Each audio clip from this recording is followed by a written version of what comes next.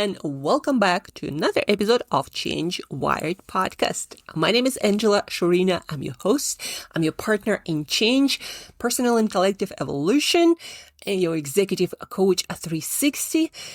And today I have a treat for you. Yes, we have another guest on Change Wired podcast, Tim Herbig, who writes about product strategy, building software, setting OKRs. One might say pretty niche and boring stuff, but as you listen to this podcast, you hopefully start thinking as I did, wait, this isn't just about products. This is about everything.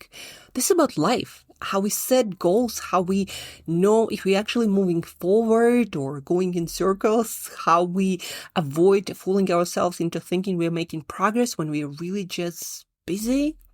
I wanted to have Tim on Change Wired podcast because he's figured out a really cool framework for making real progress. Not just in building products, but in anything you are trying to transform. It all comes down to three things working together: strategy, metrics, and discovery. And we're going to dive into what those words mean and how you can apply it, not just again to building products or services, but strategy for anything you want to change in life. Tim shows how these concepts are supposed to talk to each other. If you're leading any kind of change in your team, in your organization, your own life, you'll hear something that shifts how you think about getting from here to there. Tim spent over a decade working in product management before becoming a coach and a consultant, and now a published author of the book Real Progress that we are talking about on this podcast. He also writes a weekly newsletter that you actually want to read because it brings value with every word. This conversation goes deep into details, but it always stays practical. We talk about AI, we talk about beach buddies, we talk about why best practices might be the very thing that's holding you back. So grab your drink of choice, find your favorite listening spot, and let's dive in. This is Change Wired, and today we are talking about making real progress. Progress that makes some impact. Tim, welcome to Change Wired podcast. So glad to have you here. Thank you for having me. Yes, I was very excited to invite you to the podcast after reading a couple of your articles, reading your book, exploring your work. One of the biggest reasons is because on this podcast, Change Wired, we are passionate about change, evolution, collective unlocking of more of our potential, and any sort of directed evolution and development or change, not possible without a good strategy, B, some sort of metrics, and C, discovery process. In such a complex thing as our life or our businesses. And when I was reading your book and your articles, I'm like, yeah, this is about product and building things, services or products. But then it also feels like it's so relatable to life in general. And I'm curious, did you have this, I don't know, were you thinking also about maybe bigger theme of your book, not just the scope of it? That's a really good question. I don't think I would say I probably didn't do it consciously. Now that you're laying it out, I think it makes a lot of sense. The thing that I use as a pattern in the book, and I think this is true for a lot of other things, is when I work with clients and they tell me about a different way of working, the different thing they want to establish, what I encourage them to do is to think of the way of working like a product. Right? So basically, what's the vision for this way of working? Like, how do you want people to behave differently? What are the levers you would pull your strategy to implement this kind of change? How would you track whether you've achieved this change or not? And then, of course, very much connected is to identify the levers you would use to get closer to the vision. Like, what kind of problems are you trying to solve? Yeah. And so I think in that regard, if I can apply this kind of trinity, so to speak, to if I can apply this to ways of working, I think it's very much applicable to other things in life as well. Yes, because at the end of the day, no matter what we're trying to achieve, it's a project.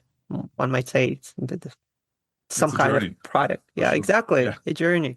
And unless you Yeah. want your journey to be like very chaotic and never sure Yeah. where it is you're going to end up, then you got to have some strategy to get you to a specific destination.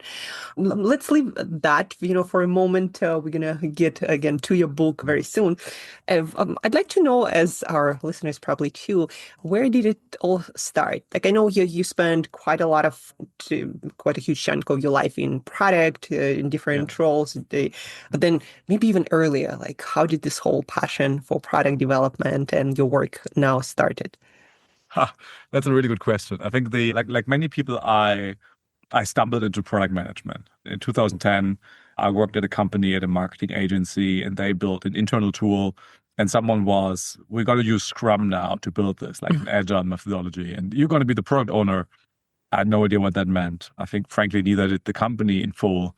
And so we tried to figure that out, but it didn't really work out that well. But the thing that I always had already back then is I would say I always had a strong affinity for digital products. Like I liked using Mhm. nice things. And so I always am very, very curious. And so when I started to work in this company back then, I worked a lot on mobile advertising Mhm. technologies, for example. And I quickly found myself having more thoughts about this topic than I could share at work. So I was looking for other outlets to share that because I'm a very I process with writing. It's just Mhm. how I think. And so I was looking for outlets to write about these thoughts that I had, about how things were related and certain methodologies and everything. And I quickly started to write on another blog. And then from that, writing became a very natural habit of me, of my work. And so over time, I think back in 2012, 2013, I then turned my attention even more to writing about product management. Not with a specific goal even in mind, but just for me to process the things I experienced throughout the week or throughout Mhm. the months at work. And I like to joke that I think in 2016 I started writing a weekly newsletter, which I still keep going to this day. And people always ask me, how do I come up with ideas? And the Yeah. most honest answer is it's the experiences throughout the week. Like most of the time, this thing I'm writing about is related to something I experienced the previous week. And Mhm. I have that at the same time. Like I think as in other areas of life, whenever I get to experience something, like my favorite way of processing it is writing it down either in a notebook or writing it in a WhatsApp message to a friend, for example. Yes, I love reading your newsletters, by the way. That's one of those newsletters where you actually get value and it makes you think differently and makes you learn, and it very much feels like a lived experience.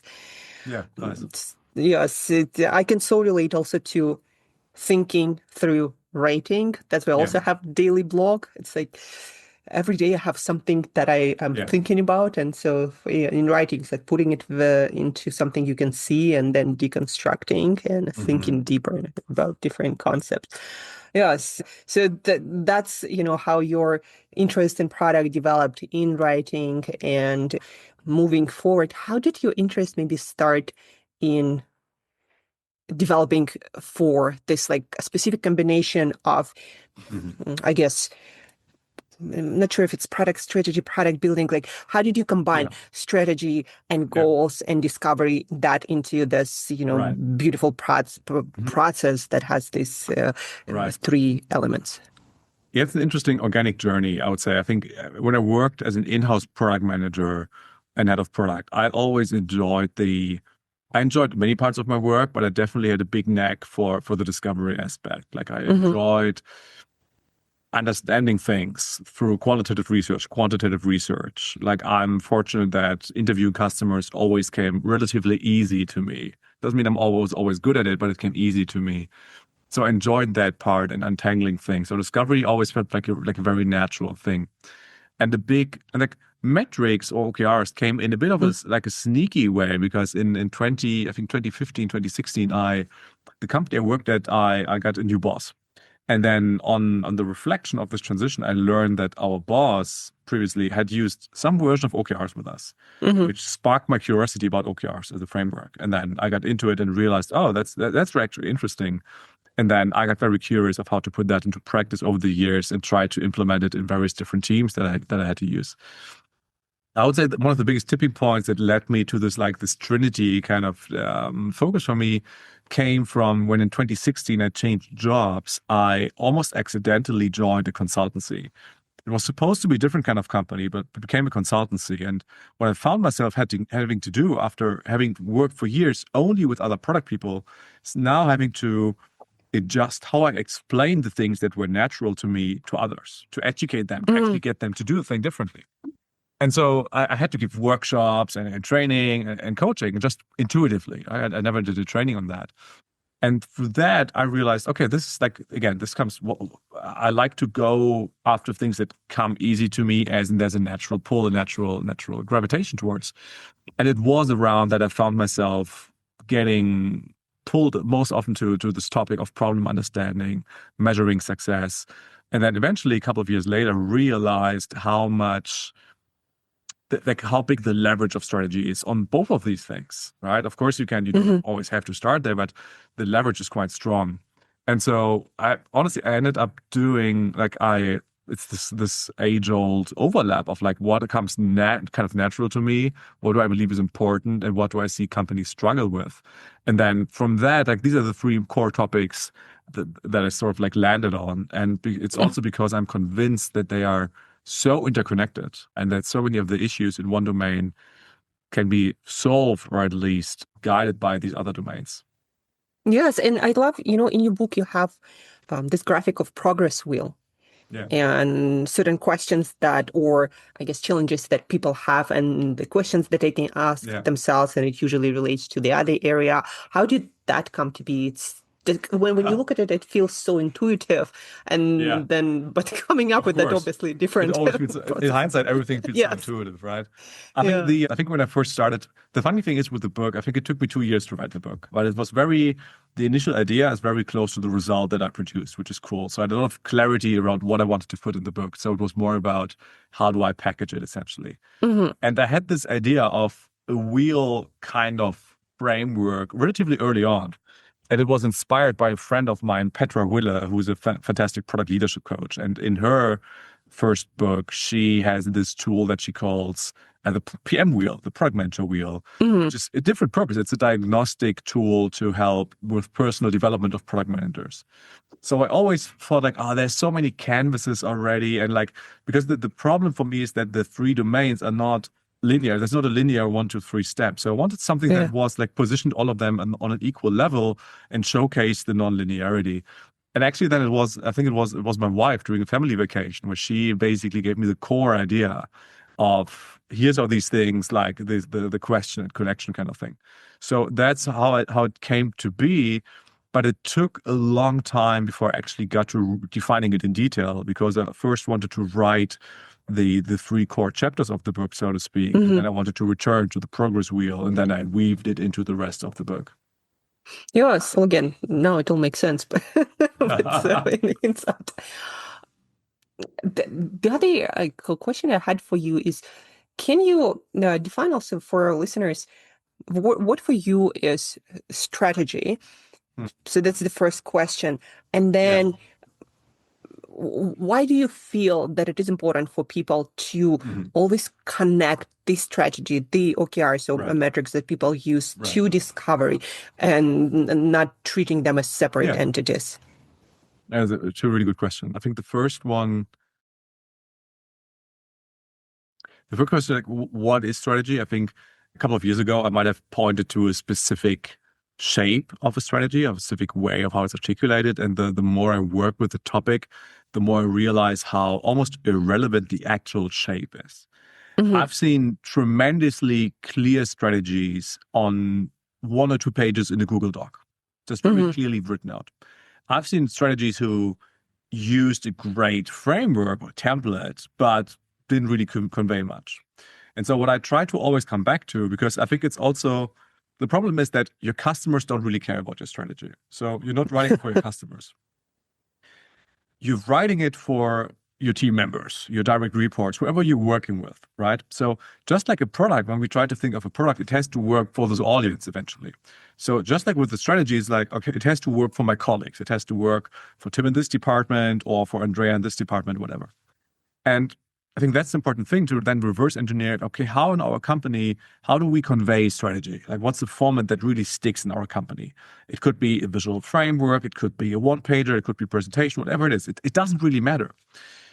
Because from then you want to think about, okay, what does it have to achieve for people? And there are different interpretations. Like I'm convinced that the more I work with it is that the core value it has to provide is to help people say no or yes to certain opportunities, right? So when something comes along your way, you want to be sure that, oh yeah, I'm going to pursue this, I'm not going to pursue this. And I think coming backwards from all of that then dictates the shape, what information you put in there, how you put it together, and all that kind of stuff. That's what I see. That's what I think it has to be. So always try to work backwards from other certain formats the company has in place. Because what's the point if I work with a company and they are very set on a certain framework, how they articulate strategy, but I come in with a different one. And then it might be well articulated, but it fails to convey the message because no one reads it because it's the wrong format. So I try to come backwards from that, and I try to marry, in a way, the format that works in the company and the core questions I believe should be in there, and then try to find that overlap. To your second question, like how these things are connected, right? I think I try to answer that in the progress wheel, is that because I think some of the more common questions or struggles you might find in companies of why quote unquote strategy doesn't work, right? And I mean, there's a content aspect that you might have made the wrong choices about your audience, your differentiation, whatever. The problem is these things no one knows anyways from the get-go, right? It's like no one knows it. So the only thing you can focus on is how can you increase your chances of it succeeding? And I think there are two levers that you have, right? One is, of course, that ideally, there's fewer parts of your strategy are completely unproven and fully assumed, rather than at least informed by some kind of information. Doesn't mean you always have to do like a months-long market analysis, but at least like some kind of informed conviction of like, yeah, here's why we go for this thing. And this informed conviction could be, it's because that's what we're uniquely good at as a company. It is what we know our target customers want. It's what showcases our capabilities. That's perfectly fine. And the other aspect is that the execution of that strategy is not aligned with the choice that you made, right? Like you set the strategy, but you do different things still.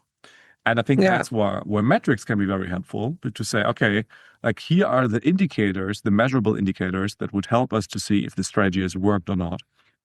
And we're going to use these measurable indicators to check if the stuff we're doing goes in the right direction, right? You can say our strategy is to branch into this new market. Then you build something. It's like, does it help us branch into this new market? And you don't really know. But if you translate branching into this new market in number of customers from this new industry or retention rate or revenue, then you can check, oh, we launched these 5 features, and you can link it to these metrics. Yeah, it also reminds me so much, if there's just like coaching in general, and let's say someone trying to achieve great health, well, that is their outcome. So the strategy, well, you got to have some informed framework to design the things that you're going to do that's going to be immensely helpful, instead of just trying a bunch of things that you're not sure of. And then so that's I guess where discovery can also help. And then metrics, you gotta measure something to figure out if you're actually moving towards that or not moving anywhere. Agreed. I think it's funny that you bring this up, because I think it's one of the easiest examples I often use in workshops to articulate the non-product angle, just to understand the concept, right? If you say you have something like, I want a perfect beach body by next year summer, right? It's like, cool, that's maybe where you want to go. And then you can discuss the strategies to get there, right? And that depends on the type of person you are. Do you enjoy cardio? Probably, maybe you don't. Do you enjoy going to the gym? Okay. So what exercise strategy works for you? What kind of dietary preferences do you naturally have to get into a caloric deficit, for example? Like that could be some strategies you choose. And from then you could then set, because the metric should not be have this kind of body fat or this kind of weight in 9 months, because that's lagging, What you need Yeah. along the way is, how often do I work out? Do I improve the reps or the weight I'm able to lift in the gym? How often do I hit my caloric deficit? How many steps do I take? This is the stuff you would track. You could actually use to track your progress along the way and to see if this strategy has worked. If, for example, you say, my dietary preference is trying to do a keto diet, but with a keto diet, I routinely fail to come into caloric deficit. Maybe you need a new diet, right? To Yeah. hit the caloric deficit. So, and that also speaks back to the point, like you might have some good strategies that worked for somebody, but you might try them and measure things, and you might find out that it actually doesn't work for you. So, Exactly. it's not an indication that the thing is not possible or the strategy doesn't work. It's just the strategy did not work for your specific context. Exactly. In your context. Which you also, write a lot about, contexts and best practices. Yeah. Can you maybe expand on that, on context, best practices? And also, I actually remember I found your work when I read an article about leading and lagging indicators. I think that was like the best article. I saved it. I'm probably going to be rereading it. It's the first time I think I really understood the concept and how complex it is. So could you also explain on that? What are some good ways to set the leading and lagging indicators? Because it seems like intuitive somewhere that leading is something you can, measure and track every day. Lagging is something that's more like delayed. But then also you explain, for example, that if you work in an organization or a team, you might have different leading and lagging indicators depending on from what side you look at them, like at what level, right? Agreed. Love to hear happy to touch first on the context and practices topic, right? And I think what I often find in my career is like commonly there's this saying about like best practices, right? And I think the issue oftentimes is that the best practices are not contextual, right? Yeah. I think there's this great quote from James Clear, who wrote Atomic Habits, and he said, advice, I probably messed this up. He said, advice is context dependent, but questions are context independent, essentially. And I think that's the problem, right? I can't give people advice across industries, across company size. I just can't. I can't say this is a universal rule. And so I started to use the term better practices to acknowledge the context. Like, it's not about a universal best. It's about relatively better. Like, what does better in your context mean, right? If a team says, look, if you would say universal advice is talk to 10 customers every week, but you're a team who does enterprise level B2B work, and you talk to no customer right now, you're really good if you talk to 3 people every week. That would be better already, right? Compared to trying to chase 10 and you get lost in the journey.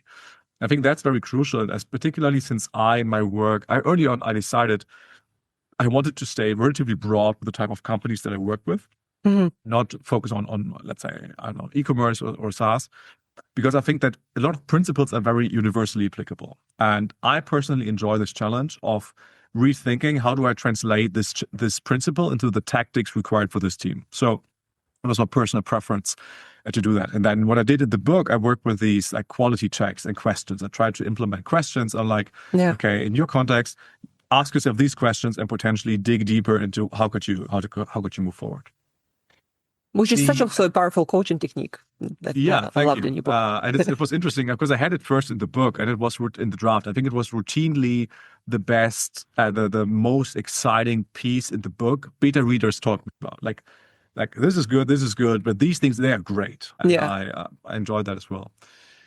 On top of leading lagging indicators, like this topic first caught my attention, I think 2020 or 2019, something like that. Because of the product work that I was doing, like I talked a lot about OKRs, and then you oftentimes have this problem of this misalignment between setting a goal and measuring the goal, but it not being aligned with the cadence of the work of a team. Yeah. Right? So you set a very high level goal. It's like with the beach body we just had. It's the same problem, right? Like, how do I know tomorrow that I'm on track to the beach body next summer? The scale doesn't tell me. Yeah. And so that's what sparked my interest. And then I did a bit of research just on the topic, because it was not a new term, but I found often that the term was explained very academic in a way. And I think to me, it missed this nuanced reality of the teams that I got to meet, like this massive reality, just like you said, like you have a team that has an internal customer, external, B2B or B2C, and they always read these examples. This is what a leading indicator is, but they could not get these metrics. So they were like, we're failing. I was like, that's not true, because if you have a metric that is relatively more leading than what your company has, then it is useful for you. So I wanted to, like, part of that, and it's part of that I try to bring more into my content over and over, is I try to produce content in a way that teams who might feel, let's say, underrepresented feel heard or seen, right? Because I think, back to the topic of best practices, a lot of things talks about the great examples out there. Yeah. A common example for me is teams who work on internal products, for example, right? They oftentimes are not represented in most content out there. It's like a couple of years ago with B2B. No one talked about B2B, and now people talk more about it. And I think that's what motivated me to showcase, instead of writing 20 articles for every context, to say, let me try to put it into one approach that people can take into their context, and just showing a few examples. And yeah, this context of lagging leading indicators I love it so much because it's so universal. It's independent of product, as we just established. Yeah. And yet, it's so powerful. And yet it's so misunderstood. Yes. And I was actually looking for, the information in that when I was working on culture design. Right. Because the problem is there, you have a lot of values or lagging indicators that are very lagging, right? And you need to measure something to make sure that you are moving somewhere. Otherwise, like a lot of companies end up working for decades on the same thing and not sure if they moved somewhere. Exactly. And I found that is very useful concept, strategy, a way to explain it, something that I could also use. And also loved, the concept that you just explained about, like, better. I have this phrase, better is always available. Like, you cannot guarantee a lot of things, but if you put intentional action and you measure it to track, you're going to end up somewhere better. Exactly. Yeah. Agreed. Or at least, you learn something for the next time. So yes, that's, again, I don't know if you had something here to add to that, or I'm going to continue with my questions. Another, thing that came to mind while I was preparing for the interview is this idea of, I love how you framed strategy as ability to say no to a lot of things that, coming from our world, like ideas, features we can develop. But then where do you draw the line between still being adaptable and listening to the signals that it might be the time to either expand your strategy or pivot or change it completely? Like, how do you navigate that? Yeah, I think it's a really good question. I don't have a universal answer to that, quite frankly. I think it's what I try to convey in the book, and this is based on my dear colleague Ravi Mehta, who gave me a lot of feedback on the book, where he said, particularly these days, where, for example, at least in the software industry, like the market pace, the change of pace at the market is so dramatic. The POV I landed on for now is, okay, I think it's still important to have this time horizon of a strategy that looks at least a few more months into the future. Because again, you don't want to, if you look at quarter, like that's a quarter. It's like you need something a little bit more long term. And yet you have to be receptible to, like Ravi calls this, like, I think, market interrupt moments or something like that. Like, and the most prominent example would be the launch of ChatGPT, right? There would be probably an interrupt moment. And then what is a market interrupt moment? Of course, again, it's very contextual, I think, how it affects you. And I think the way I like to think about it then is like your strategy consists of these different, almost like gears that are intertwined. When you dial one gear, the other gears turn as well, and then you have to think about that. And I think the question is, when the market interrupt moment happens, which part of your strategy is that predominantly affected, right? Chances are your vision might not be affected. Your vision is still very, very long term. Chances are the segment you're going after is also not necessarily affected. Chances are you have a new competitor. Chances are you're still solving the same problem, but your value proposition might be in question because maybe there's a new expectation. Your differentiation might be very much in question. Maybe your distribution as well. When a platform like OpenAI launches integrations or an app store, suddenly your value has to be distributed differently. So I think the art, and it's difficult to science it because it's more of an art, I think, is to say, okay, this has come out. At which part of the strategy is like does change now if I turn this dial, and how do the other dials have to turn consequently? So that's the way I see it. So I think there's no standardizable, templatable answer to that, but it comes back to this point of translating a strategy into some kind of metrics and then having the routine or discipline to check in on the goals as well, to say, oh, like this metric is suddenly off track. Is that because we're executing poorly, or is that because of a shift in the market? And I think you can see this in many businesses right now when you say, something like your organic SEO traffic might be changing due to AI search, for example. And then you have to think about, okay, it's not the core content that is in threat. It's also not the segment. It's the same information I'm trying to provide, but how do I distribute it differently now to still reach people because their behavior has changed? So I think it's about mapping these changes to the aspects of a strategy and thinking which need adjustment. Yes, and what I'm hearing again, what can be useful here is not only having those metrics that are meaningful, but also having a practice to reflect on them so you could adjust when the market disrupts itself or pivots. One other, interesting topic that you started the book with was alibi progress, which is an interesting topic for me because it applies, I think, to every domain of life. I think that, something like just because you can measure it doesn't mean you should or it's meaningful. So yes, how did that come to be from your work, from your life? I think it's become more present. I think in the book I shared this anecdote of a former boss of mine giving me feedback on that during a part of my career, I might have been a bit more focused, a bit too focused on the correct application of frameworks and methodology. And that I got a bit lost in the methodology and lost a bit sight of the actual results that are worth producing.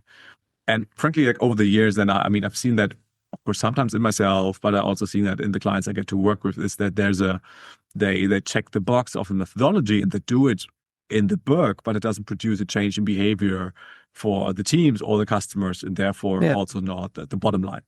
And then I think over the years, I used slightly different terminology for that. I think at one point I called it theater or something like that. But then I just landed on alibi progress. And funnily enough, I think the title of the book, Real Progress, I think it is actually the title I had in mind when I started writing it. So I thought about real progress, and then it was more about finding the appropriate opposite of that. And then I just landed on alibi progress as the term to use here. Yes, it reminds me of my practice with trying to write good advertising.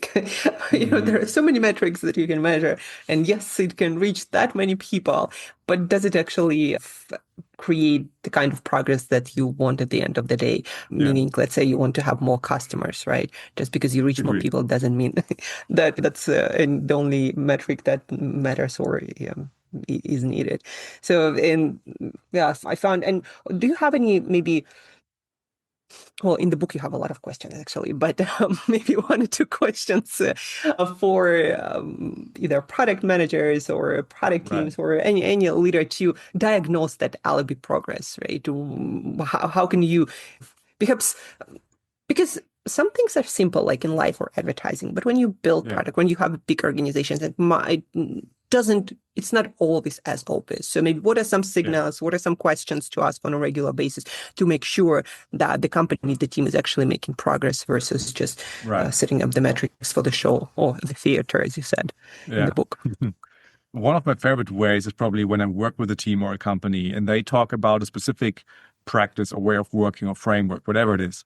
Then one of the things that I'm interested in is, why are you doing this? And this is so simple, but it's often like, why? Like, tell me basically which problem are you trying to solve with this? And you could apply this to anything, with this meeting, with this methodology, with this way of talking. What is it? And I think that is for me the first good test. Like to say, can you tell me the reason why you're doing this? If you can't tell me the reason why, there's a fair chance that you're doing it just so, right? Just so that you tick the box. So I think that would be the first thing for me. If you're at least can name the reason, like if you say, oh, we're doing this so the teams are more aligned or the teams, I don't know, are more focused, whatever. Then the follow-up question would be, okay, so how long have you been doing this? And how could you, it doesn't always have to be a quantifiable number. It could be an anecdote in this case, but how has the team's alignment changed over the past 6 months or Hmm. 12 months, right? So, and again, we could bring this back to this Beachbody example we had earlier on, right? So you might say, oh, I go to the gym 3 times a week for 12 weeks now. It's like, great, but has anything changed? Like, do you lift heavier weights, or has your body composition improved or whatever? And if it hasn't, then yes, you did the reps, but you probably didn't push hard enough, you didn't do the right exercises or whatever. Like then you can Yeah. diagnose what the actual reason is. Yes. It's, the question why there, it's such a powerful question. It's been used with like Toyota Industries Yeah, to, I think, to improve the production process, and then it's used by, I don't know, Simon Sinek to figure out your right. life purpose, right? It's such a powerful question to get to the core of like why you're doing the things that you're doing and is it really working for you? Yeah, Amazing question, and such a simple way to figure out if there is meaning or the results, outcomes that yeah. you want. In terms of maybe mistakes, like in your experience, where do you find product teams, leaders get this progress wheel wrong, or not so much progress, Mm, but in interaction between strategy and right. metrics and discovery? What are some common pitfalls that a lot Mm. of teams experience or leaders? That's a good question. I think it's, I mean, that's kind of the main point of the progress wheel is like that to treat these three things, and you could expand it to other practices, but to treat these three things as isolated practices. I think that's the first Mm, thing to say, oh, we just do the strategy, or we just set goals, or we just talk to customers, when a lack of clarity in any of these will result in a lack of clarity in the respective domain, right? Like the less clear your strategy is, the more a team will struggle to articulate useful OKRs, for yeah. example, or the less clarity about your target audience from your strategy exists, the harder it will be for the team to choose whose problems to prioritize, right? So I think that exists. And a symptom of that is of trying to workshop these things, like to only solve things in a workshop, like to only say, oh, we're going to do a strategy workshop or an OKRs Hmm. workshop or a discovery workshop. And I think that's a bit of a red flag, because I think you can workshop parts of it, right? You can workshop certain things of that, but the actual work to understand customers, to understand which metric to use, like that happens outside of workshops. Yeah. So I think an over reliance on workshops and treating these things too independently, I think these would be the two main things I would pay attention to. Hmm. Um, and maybe let me add a third one. It's, for example, at least in the context of, I think it's applicable to all three, is that if they feel they are stuck in their strategy or their OKRs, that they try to do strategy harder, for example, to say, oh, we just need another strategy template, or we need more strategy offsites, or we just need a new AI generator for OKRs or whatever. And it's like, when Yeah. the root cause, that might give you incremental gains, but the root cause is one of those adjacent practices that might just be even more powerful. Yes, it also reminds me of this. What I encountered is when the strategy, for example, is too vague and it is treated Hmm. differently by the leadership. It's sort of like that's what the leadership does. And then it is not translated to every level and department, or not Right. translatable because it is so vague. And everyone ends up measuring their own metrics that Yeah. do not necessarily support this strategy. Yeah. And they then shape the discovery according to their metrics, Yeah. not really related again to the strategy. And that's how you end up pulling into different direction and not really Agreed. making progress on strategy. And the same thing, like back to Beachbody example, running harder isn't always the answer Yeah. to getting to Exactly. where you need to Yeah. go. That's a good point. It's like, again, just reading your book and talking to you, I can see like so much depth and so many things come together. And it's like why certain things just don't work in companies, especially Hmm. if the company starts growing and becomes large and you can't really Right. see everything as a leader, but you Mm. can see the symptoms like things are misaligned or not working. I think a little bit maybe backward, maybe I don't know. The question, what was the I think main motivation for you to put that either in the book at this point, right? Why not Yeah, just keep writing the blog? Why did you want to right. create this book? For maybe for Yeah, who and what problem to solve to yeah. improve? That's a good question. I think the probably a couple of different reasons. Like one is that it feels to me like when I talk to friends of mine, also in the coaching consulting business, that at some point, like writing a book is like it's like a better business card. Can become your business card, right? There's a Yeah. weird thing that happens with people when suddenly you can start yourself calling an author compared to not, right? It's one of those things that are not rational but real, anyways, right? So I think that was always in the back of my mind as like a strategic tool of my business of like to have a book, so to speak. Another thing that is what I realized is that very often over time, as I started to see these connecting these dots across these domains and these intersected complexities, so to speak, is that when I would try to convey this complexity in an article, it would blow up Hmm. inadequately. It's like it just becomes too big. It becomes too much. It's no longer an article. That's the second thing. And the third thing was that I had this idea of a book. And so I was like, yeah, it's probably something I should do. And I remember in 2022, I thought this would be the year where I would write the book, but I never actually went for it. I never actually did it, right? And I'm a strong believer, as I mentioned before, that to going after where the resonance or the gravity of something is. So Hmm. clearly 2022, it wasn't there. But in 2023, like this term that came to my head is like, do I have the book in me? Like, I think in order Yeah. to push through the journey of a book, like it has to be within you so that that it creates enough power in a way to actually bring it into the world. Because it's a journey. You have to go through it. Yeah. Nobody sits down and writes it in 2 weeks, or almost no one. So that was the thing that in 2023 I felt like, yeah, I have the book within me. Like I have the things and like the topics. And the funny like mini breakthrough moment was I was a bit strategic about that. I started working with a new editor on the blog to test how the collaboration worked. And then I think in May or June of that year, I was on a cab ride with three very accomplished authors in my industry. Peter Willer, Jeff Gotthelf, and I think Christina Wodke as well. Hmm. And the three of them just started talking about their book business. Like, oh, what's good about authorship and this or that. I was sitting in there and I knew them. I liked them. I was like, shit, now I have to write a book. Like, I was like, okay, Missing hearing out. them, I was like, yeah, okay, I see it. And then I think 2 weeks later, I talked to my editor, like, I want to read for real, and I want to embark on the journey of writing the book. So I think that was the spark of realizing when do I really have it within me, Hmm. to actually have enough power to push through Yeah. this process of creating it, and this like, okay, I think it's part of my career, of the stage of my consulting career where it really fits in. Yeah. And like slip my mind the question, but I just thought about when you started talking about how when you write blogs and they blow up and become Yeah, longer, almost not manageable for today's attention yeah, span.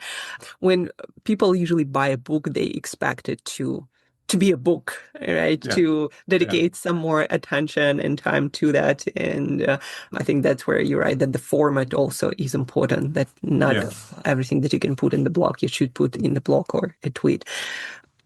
But yeah, the amazing book, it's one of those books. I also believe that when you decide to write a book and dedicate the time that you probably want to feel like it's something uh, that is valuable of people's attention, that's worth people's right, attention, meaning that, it's something good that you can be proud of. yeah.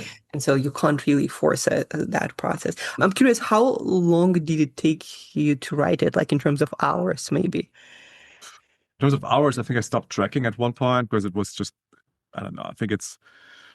I don't know. So it was 2 years from actually starting working on it and the actual publishing, a little over 2 years maybe. And I did it in phases, I would say. I think there were phases where I'd spent much more time, where I probably spent a week, I probably spent, let's say, 12, 14 hours a week writing on it, like really like net writing time. There were weeks where I probably only worked like 4 to 6 hours on it. I Hmm. think the interesting thing is like if you hear that, I can imagine it might not sound like a lot, right? Because you feel like, oh, it's like 40 hours, 60-hour work weeks. But I'm like, but the period of actually like that's like net time thinking and writing the book. And that's so different than sitting in a meeting or whatever, or doing Yeah. normal corporate work. So for me, it's at least very intense. And I realized I couldn't properly write more than, let's say, 5 hours a day. I just, like, the diminishing returns were just too much. It just didn't make sense for me to continue after that. And then, it was difficult to find my flow. Also, like, what's the type of way of working that works for me for the book. I had to try a lot in that and trying to find what's the setup where I can really write well for me.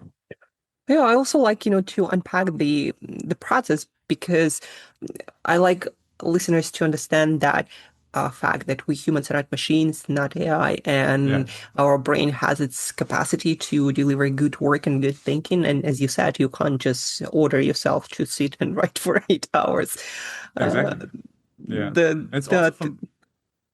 Go ahead. It's also what I noticed is that I would write something, and then it would have to sometimes just sit a bit. I would have to marinate it in a way. I'd have to put this down, and I might come back to it a couple of weeks later. I might not work on the book at all. I might work on different parts of the book. But to me, it was natural process. I couldn't like write it, done, finish. It was always like I would write it, I would let it sit, I would come back, I would write it again. Then I would share it with people, and then I would. So it was the evolution for me, because I also didn't want it to, like, an approach I took is I didn't like lagging leading again is I didn't just want to write the full book and then get feedback on it, but I wanted to, I wrote individual chapters and shared each chapter with beta readers so I could get feedback immediately. So that's also what kept me going throughout the 2 years, instead of having this dry period of not getting feedback at all, like having feedback in between. And, writing with people, I think it's by now a very common practice for a lot of creators to co-create with the audience, just because you also probably are writing for the audience, not just for your own entertainment. So you want the book to resonate. Curious that did you use AI in any form of shape, like maybe as an editor or idea generator? So I did more towards the end, I would say in the last quarter of writing, probably, because early on, I found that the tools that I used early on when I started writing in 2023, they never felt good enough, quite frankly. Like the context windows were too small. It was difficult to convey the whole message. So that didn't really work well. And so I would say, I remember that this year, around like April, May, I started to use AI for a couple of like thinking pieces, right? I think I almost never use it for actual writing. It was more like, okay, look, I want to find a repeatable structure for the chapter, or here's how I did this. Tell me where the structure breaks, or where I have a gap in there. So that's how I really mostly use it as a sparring partner, and it was good because I still had my human editor, but working with AI in between was basically like she would sit. It felt like she would sit next to me for the little mini back and forth, and then I would have a larger chunk of work, and then I could work with my editor on actually fine tuning it and embedding it into the broader picture.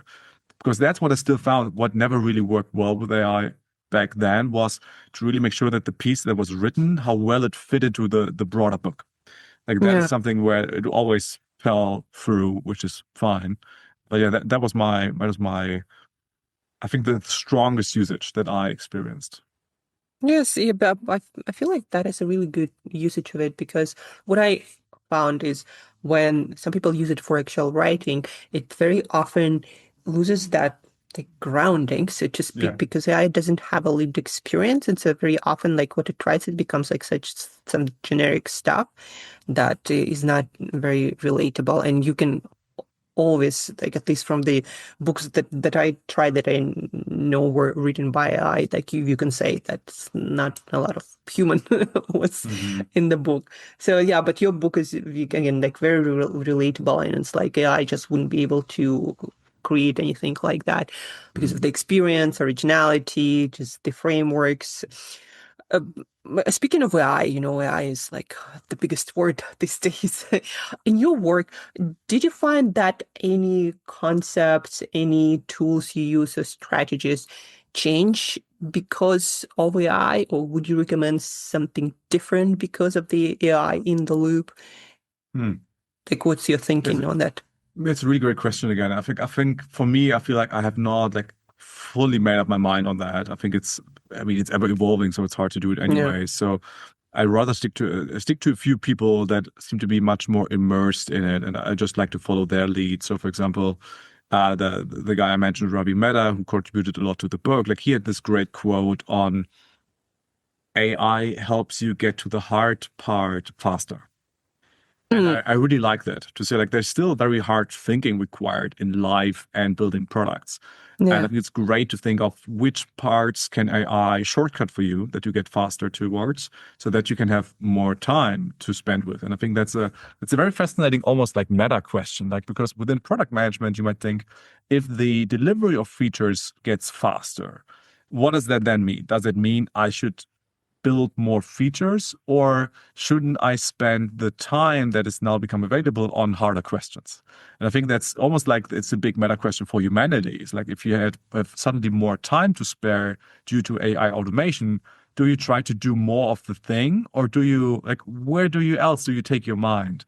So this is very, very meta. I realize that, but that's how I try to phrase it towards teams is if you have a shortcut to get to the hard parts faster, do you have the Hmm. skills to like are you aware of these hard parts you should be thinking about and structures to talk about it and leverage AI intentionally for that, for these shortcuts where it's applicable.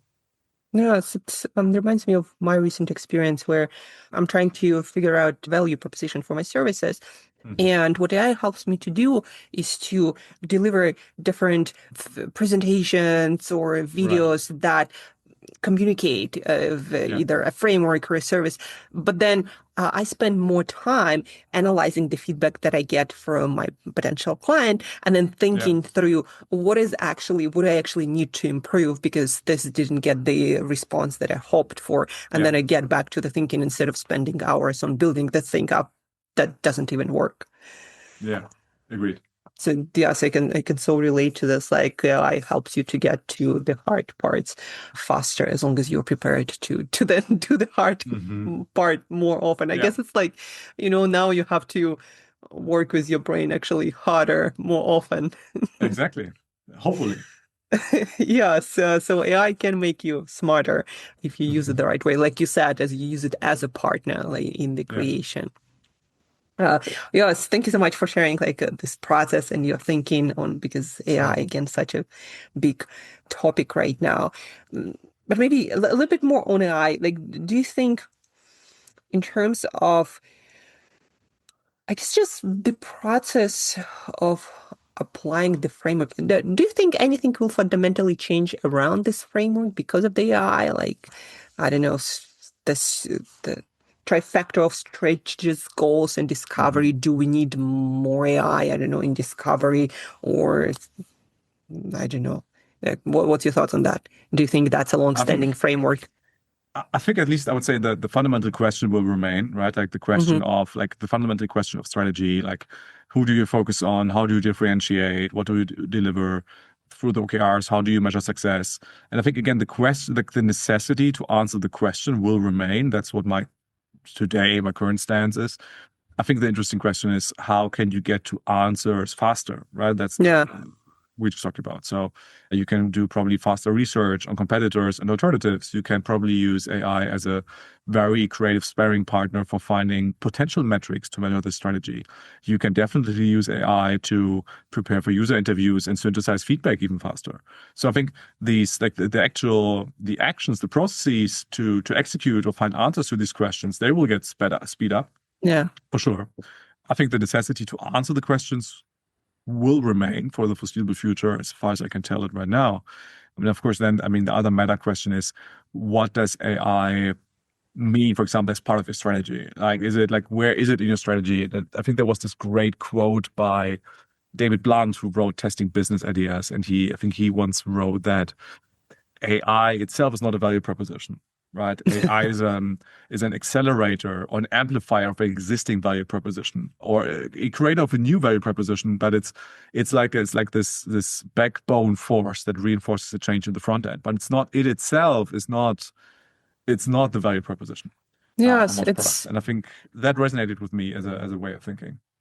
It also reminds me of this fact that, I think Elon Musk talked about those, like his 5-step process for the developing businesses faster. Right. And one of the things he said that before automating or speeding things up, you need to eliminate things. But basically what he was saying, you need to create strategy and make sure that your process is good before you try to automate it, speed up, or AI it. Otherwise, you're just going to get a lot more of the wrong stuff. Yeah, agreed.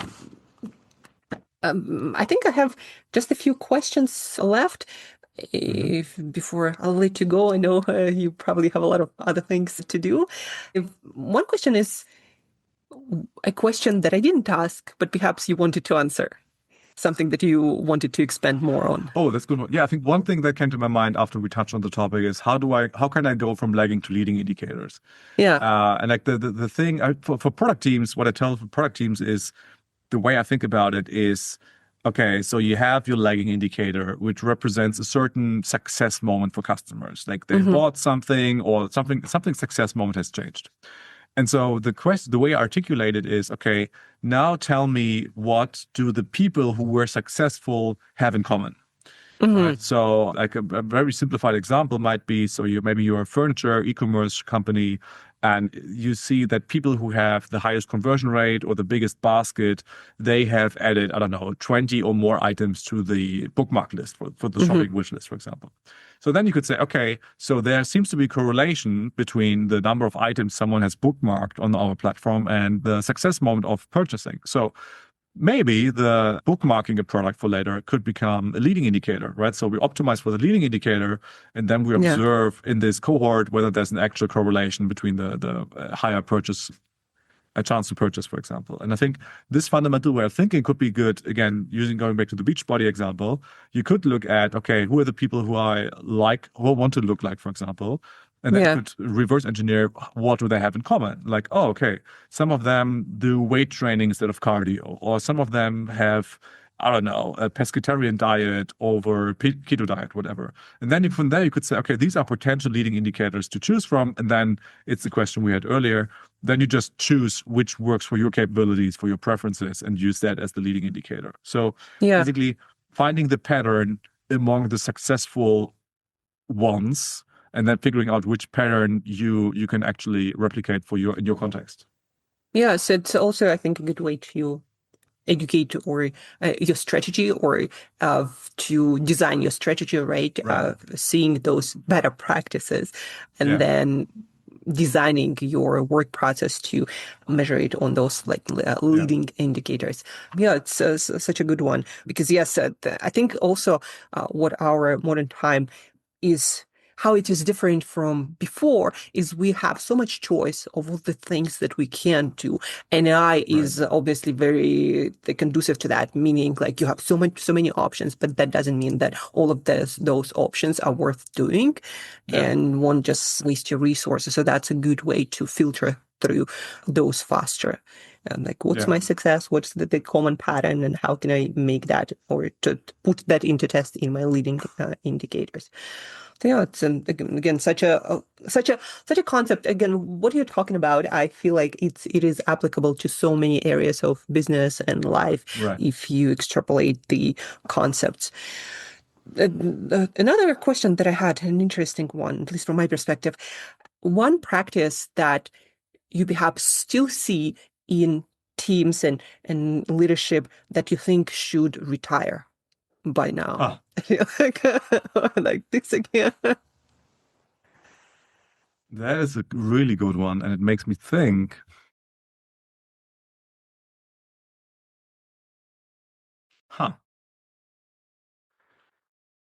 I might say let's